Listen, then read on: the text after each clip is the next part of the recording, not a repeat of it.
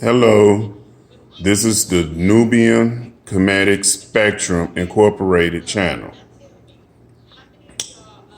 Right now, something I'm going to speak on something that was just running across my mind. Juneteenth celebration situation. First of all, the pro-black community been aware of Juneteenth, been spreading the word throughout our community about Juneteenth.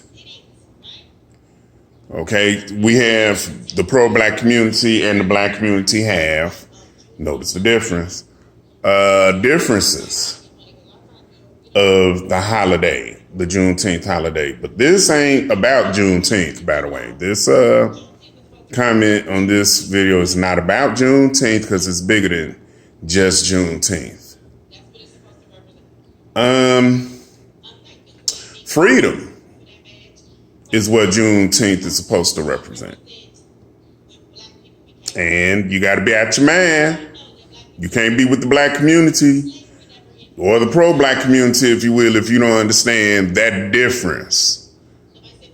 We not free, y'all. We free long as we keep accepting white ideologies, eating from the white apple, as I say. Long as we getting along with white supremacy, our oppressors, because they're not all white. Black people, which I'm trying to get the message across. One of the main messages is our own people can be our enemy, our hindrance, can be misleading us, and shame on those that know better. Judge Joe Brown is not a pro-black activist. He's an elitist. Oprah Winfrey is an elitist. A lot of people that are speaking for the black community are elitists, but they're not for the black community. We are conditioned. And that is why holidays like Juneteenth and stuff do need to be addressed. But let's not worry about the celebrating part. We have work to do, black community. A lot of black folks don't speak for me. I don't know about y'all. That's mainly too why I'm doing what I'm doing. Because it's not a lot of pro-black voices. It's a lot of misleading and people being disingenuous in black skin. Fox Soul Live, BNC, BAPOC, NAACP, BLM Tamika Mallory, Patrice LeCon, Roland Martin. I'm just throwing names out there. People that are fraudulent using the black community. Tariq Nasheed. He got our scholars helping him, but he personally, he don't represent the pro-black community. He represent black elitists. Dr. Boyce Watkins. He don't rep another person that is using the pro-black community or using the black community to build, but he is not for the black community. I tried to tell Vicky before last Monday, May 9th, before I got them threatening texts and a video sent, I guess it was on behalf of Boyce and Tariq and Vicky, because they was the only people that I was on their channels urging the FNQs and Vicky and the young people that was listening when Dr. Boyce and Claude Anderson, shout out to Claude Anderson, but I'm kind of suspect of him. I was the one encouraging Vicky and the FNQs to leave Dr. Boyce. Later on that day, I got some couple of intimidating texts in the video with Tariq Nasheed on it. I haven't revealed the video source. I don't have the text. Hopefully they can get resurfaced, because someone did send me some texts on my phone, on both of my phones, actually. It went to both my phones. But I'm not even making a video on that. My thing is I'm urging people, because I do believe in my heart that I do speak for the pro-black community. I'm not an active member like of the NFAC, but conceptually, I support the NFAC. I'm not an active member of ADOS, But I do support ADOS because I know that I am an ADOS. I am a descendant of slavery. And in my mind, the ADOS community is speaking for the black community. And there are several others that I will mention later on in other commentaries. And Zayex school, shout out to Zayex.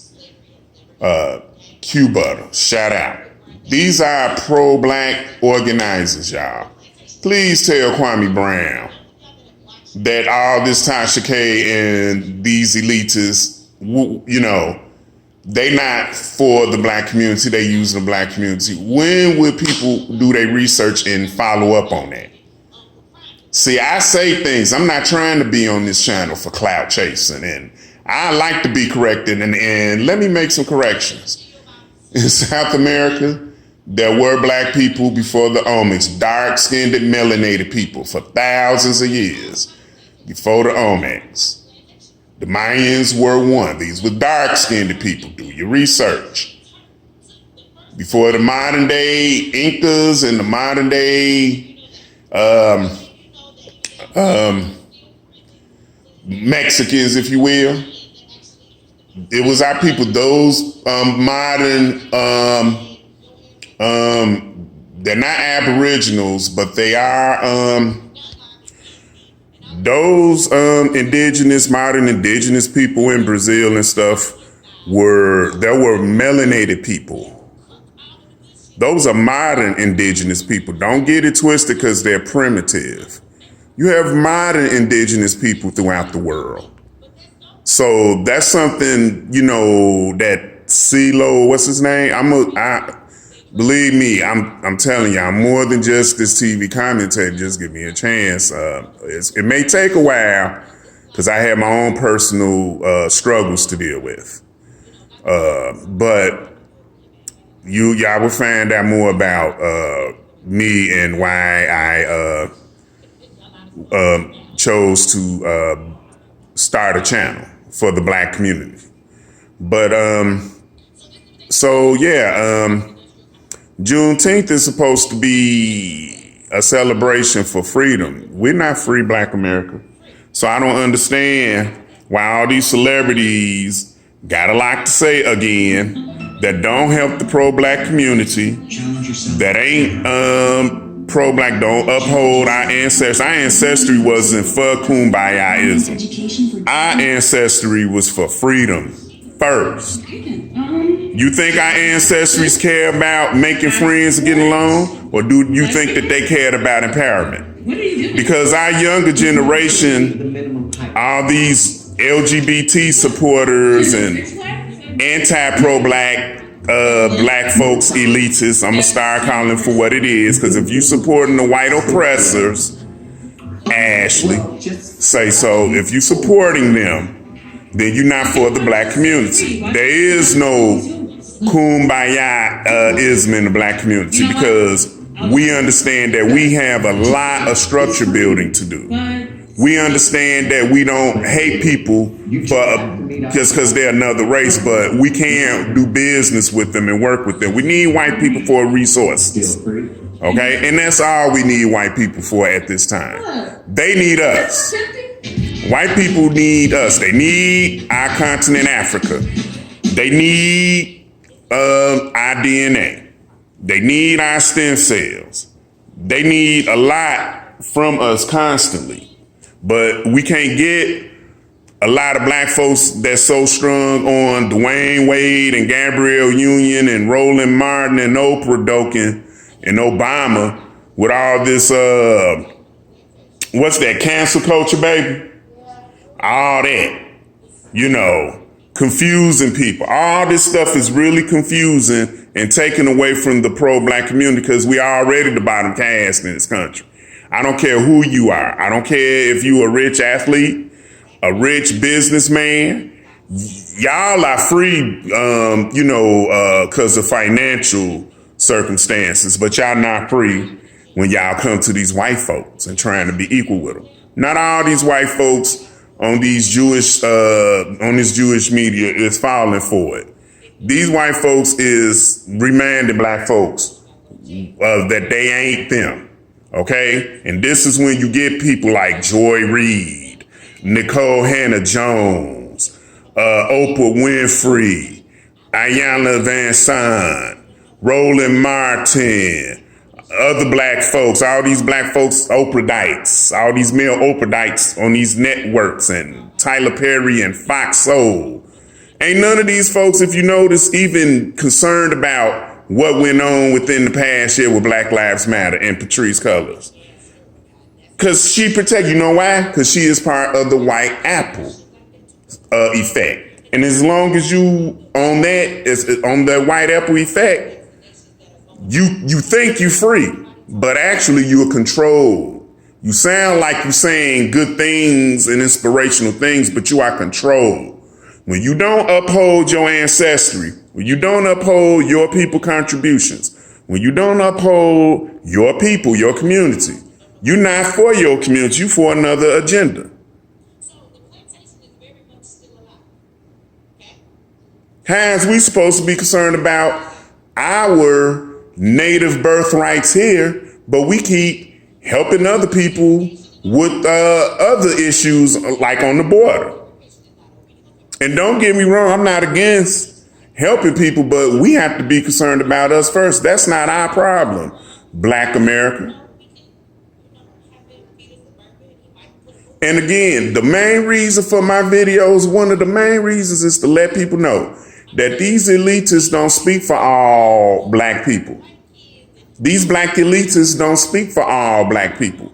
All this LGBT flag and stuff, supposed to be celebrating Juneteenth, that ain't pro-blackness. Not all black people is supporting that organization, that LGBT organization, but they keep cramming it into our